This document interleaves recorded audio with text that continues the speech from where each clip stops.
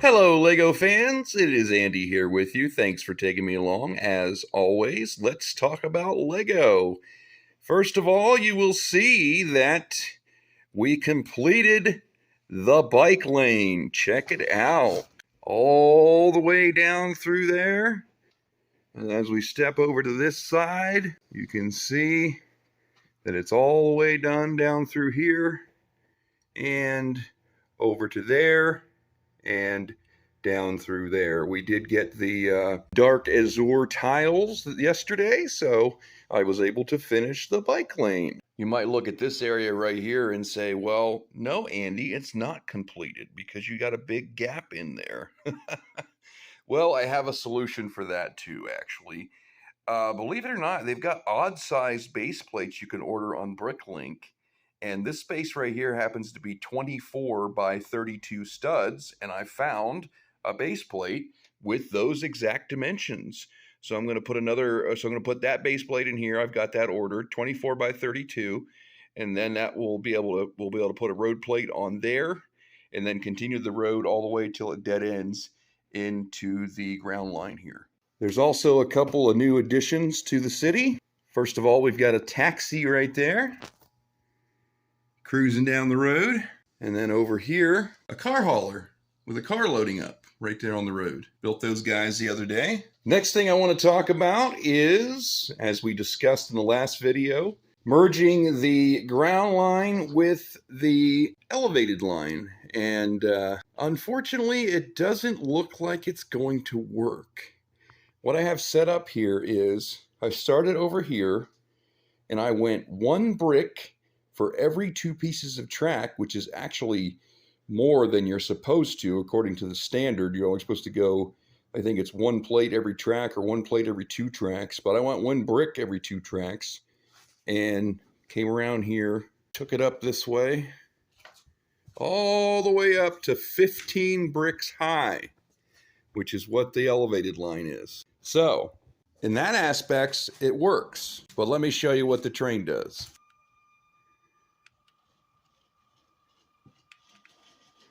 She's just spinning her wheels right there. I'll give it a little extra push. Still spinning. And there she goes. Chugging along, getting up the hill. Barely. And then she stops there and spins her wheels again. I'll give it a little more push. And there she goes.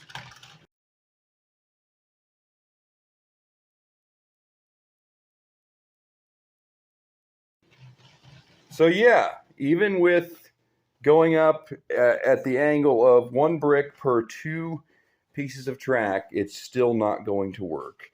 Originally, I had it set up at 1 brick per piece of track, starting right here and just going up that, and there was no way it was going to do that. It was just spinning. And so I took it around the curve here and started it here. So the only way this would be possible is if I started it like way back here and went 1 plate per piece of track, probably. And then I could probably pull it off. But to do that, it would have to start way back here. We'd have to have a railroad crossing over this piece of roadway, and it would take up a lot of space in the city, unfortunately.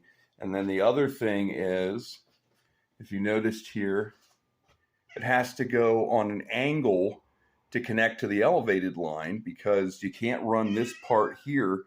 Doodles, don't start. What are you doing? You want in there? There's nothing in there for you. Anyway, you can't run this over top of the ground line, so it has to kind of run on an angle there, and it's pushing the ground line off of the platform. You see that up here where this ground line is barely sitting on the platform? Yeah, so that's no good either. Obviously, I mean, I did devise a way to do this with this right here where I'd have the switch right here, basically, if I can line it up like that, and then it would curve off and go back to the rest of the elevated line. And so that right there worked out. But like I said, it's pushing this track off the platform. And if I push it over, then it's crooked and won't connect right with the elevated line. And I can't move the elevated line over because then it'll be running into my buildings. So believe me, I've thought of many solutions to try and work this out because I really like it. I really like the idea of being able to connect the two together. But unfortunately, without a lot of modifications to the city, I just don't think it's going to work. It's unfortunate, but if I had a larger platform, I think I'd have no problem at all. But in this case, it's just not going to work. It's unfortunate. But like I said, I added the taxi. That is this little guy right here, 40468, 124 pieces, just entitled A Yellow Taxi. I don't even know if this thing is really considered minifigure scale because it doesn't come with a minifigure. And it doesn't come with a traditional windshield like any other minifigure car would. But I mean, it's about the same size. It's 6 studs wide, so it'll fit in the city as a minifigure car. And then the truck is called Car Transporter. It's a 60305 with 342 pieces. So, and then of course it comes with its own little car too. That's it's also pretty cool. It comes with 1 or 2 minifigs, one for the car and one for the truck driver. So basically, I'm going to repair the elevated line, put the curve back in there, and take down all this other track and these supports and everything, and kind of go back to the way it was. Like I said, again, it's unfortunate that it didn't work out, but I gave it my best. I really tried to make it work. So, yep. So we've still got a lot of fun, exciting stuff coming up in the future, including building the body of water over here and getting the rest of the track ballasted in the backside there, putting more buildings in. I'm really excited about getting more buildings put up too. So if you guys got a suggestion for the next building I should build, please do not hesitate to put it in the comments and we'll make it happen. Oh, and you guys were right from the last video. This thing is called a telehandler. So it was just kind of slipping my mind at the time. But yeah, it's called a telehandler. Thank you for the comments. I appreciate that. And another small change to the city is I put in the street lights here. You can see one there, one there, one there, there, and then underneath the elevated line over to the main intersection there. I put them every other position that I had the lampposts in there before because I thought they were too close together.